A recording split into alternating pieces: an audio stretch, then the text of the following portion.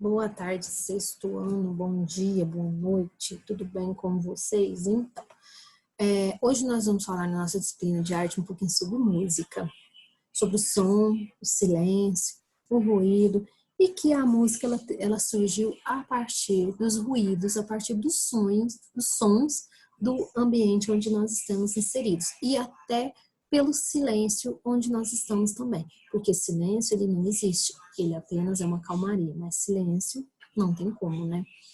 Então, esses ruídos, esses sons deram origem à música, e a música ela é bem antiga, ela é lá desde a pré-história. Eles já faziam música, só que não faziam o tipo de música que tem o mesmo sentido de hoje, mas eles já faziam música lá na pré-história. Vamos lá no nosso livro, página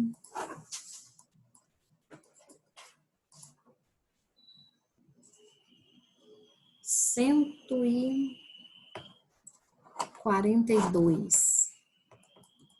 Isso, 142. Então tá. Som, silêncio e ruído. Preste atenção ao seu redor. O que você ouve? Nós já paramos para pensar sobre isso no nosso dia a dia? O que nós escutamos? Estamos cercados de diferentes sons o tempo todo. É aquilo que eu havia dito para vocês. Nós não temos como nós vivermos em silêncio. Se você parar para ouvir com atenção, provavelmente vai escutar alguma voz, um veículo, um latido de um cão e muitos outros sons, mesmo que distante. Até em meio à natureza, ali se emite sons, o vento, o barulho das folhas das árvores, né, dos animais. Então, os sons estão presentes no nosso dia a dia. Alguns sons são criados por fenômenos da natureza, como o vento, a chuva. Outros são produzidos pela ação humana, seja por meio do próprio corpo, de instrumentos musicais, seja pelo uso de máquinas. Para o músico e professor canadense, o Murray Schafer, todo e qualquer lugar tem um ambiente sonoro, ou, como ele definiu, uma paisagem sonora, composto de diversos sons que podem ser agradáveis aos ouvidos humanos ou muitas vezes incômodos, né, como ruídos que podem passar despercebidos. Ele também afirma que precisamos fazer uma limpeza de ouvidos, saber ouvir, né, ou seja, expandir a nossa percepção auditiva, e nos convida também a ampliar nossa escuta a fim de perceber sons de diversos ambientes, descobrindo suas nuances e características. Então, muitas vezes nós não escutamos alguns sons que estão no nosso dia a dia, eles estão presentes no nosso dia a dia.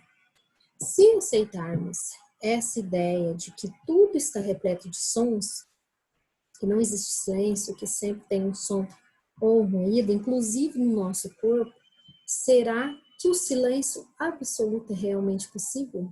Não é aquilo que eu já havia dito para vocês.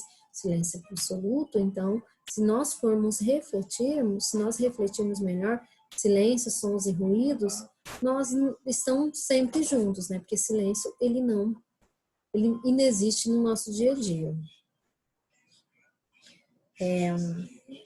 A partir disso surgem os parâmetros sonoros. Você deve ter percebido a dificuldade que existe em ouvir o silêncio absoluto, né? Isso acontece porque as partículas da natureza estão em constante movimento. E quando elas se movimentam dentro ou fora do nosso corpo, esse movimento produz vibrações. Assim, podemos dizer que estamos cercados de sons o tempo todo. O som é a percepção dessas vibrações. E para percebê-las, usamos o sentido da audição. É por meio dele que ouvimos sons que nos remetem sentimentos, objetos, sabores, cheiros, lugares, pessoas, situações e etc. Os sons podem ser caracterizados por algumas qualidades que chamamos de parâmetros sonoros, né? Então, os parâmetros sonoros são as características dos sons. Vamos ver então as características dos sons, dos parâmetros sonoros. Então, nós temos o timbre, que é o primeiro parâmetro, que é conhecido como a cor do som, mas como cor do som? Dizemos isso porque o timbre é a identidade sonora, ou seja, é o que permite distinguir um som do outro. Ninguém tem um som um timbre igual ao outro, é como se fossem impressões digitais. Todos nós temos um som diferente, não só na fala, mas os instrumentos musicais.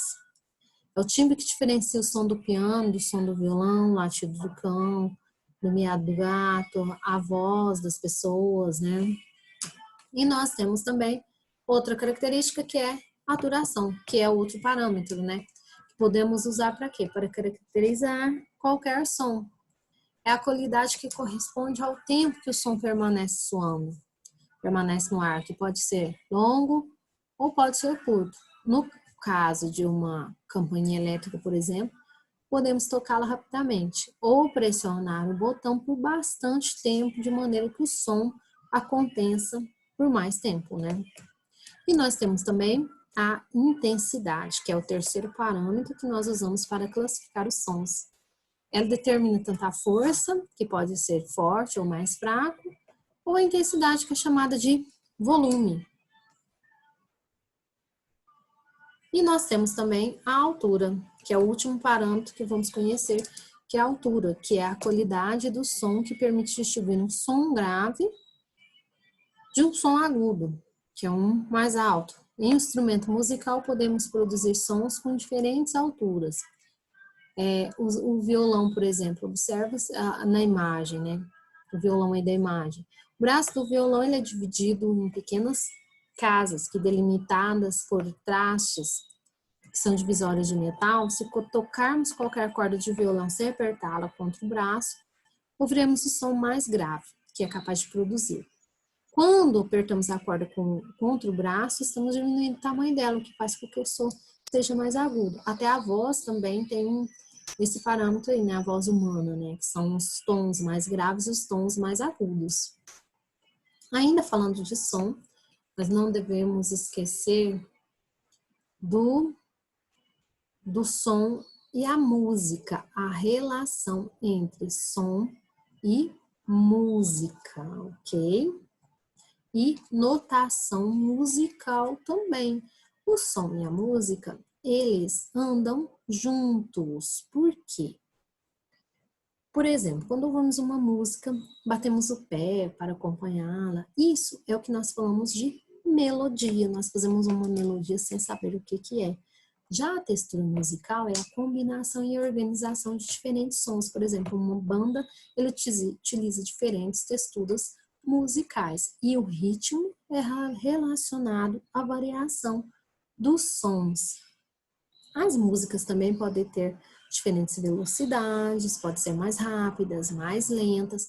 Esse tipo de velocidade é chamada de andamento, que está relacionado à pulsação.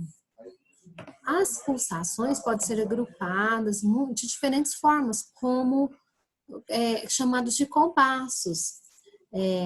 O rock, por exemplo, ele utiliza diferentes tipos de compasso, a valsa também utiliza esses compassos.